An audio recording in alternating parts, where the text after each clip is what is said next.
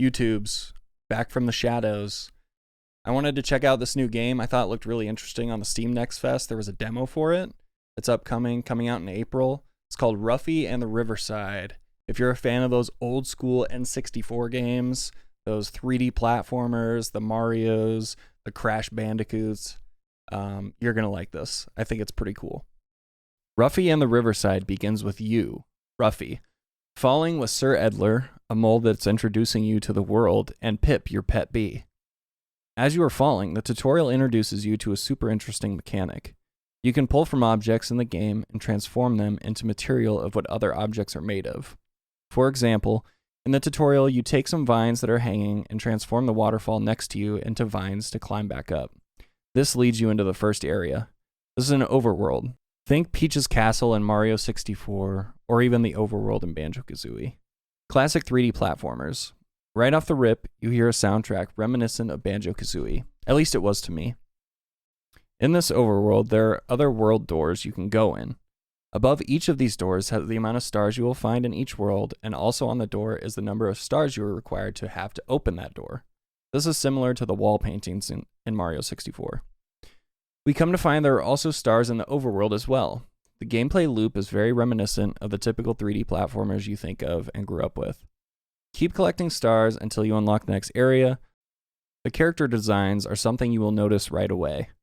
Each character you speak to in the overworld has simple but effective design.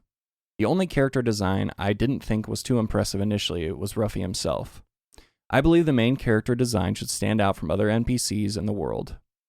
Right away, I thought his design felt a little lazy, just a bear wearing a hood and gloves. At least, I think he's a bear. Someone correct me if I'm wrong. But after a little while of playing, the simplicity actually grew on me, and the character shined.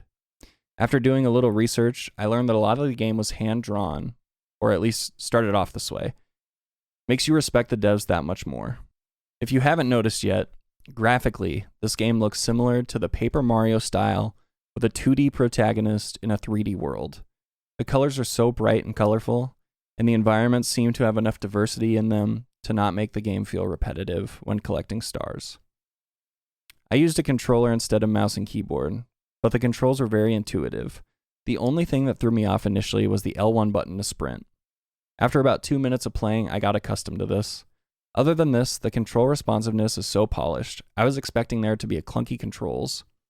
I played some other indie 3D platformers that haven't felt great. This one impressed me beyond belief. The sprint button has a stamina meter that looks very similar to something like Breath of the Wild. The jump and attack buttons are your standard 3D platform actions. I somewhat worry about the lack of combat actions you can do though. Seems like this game is more about affecting your environment than it is combating other enemies, which is a staple in most 3D platformers. Now this could be just because it was a demo, but we will see when the full game is released. Even though I like the idea behind the gameplay, I hope it doesn't get stale after playing for a few hours. The variety in puzzles was very good. Whether it was deciphering riddles from certain characters at one point in the game, or looking at pictures drawn on walls. Seemed like there were a variety of different puzzles. I can only expect there to be more difficult varieties of puzzles the further you get into the story. One thing I really wanted to see were boss fights, or some sort of combat. In the gameplay trailer on the Steam store, it does show some sense of combat against NPCs and even boss fights. I understand not showing off boss battles, but at least give me a hint of some combat. Also, I watched the trailer afterwards, and there was a ground pound that they did in the trailer. I never did this while I was playing the demo. Some of my gripes will be taken care of at full release, I'm sure. The ending of the demo shows off a cinematic cutscene of the entire world. Looks like there are several biomes you will head to during your playthrough.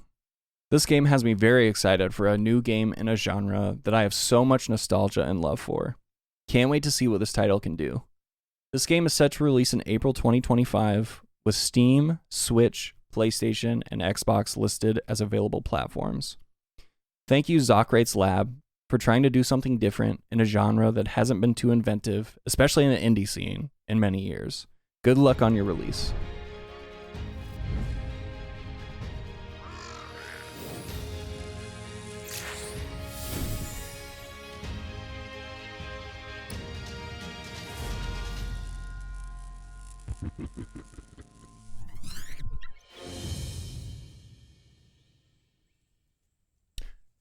I really enjoyed this demo.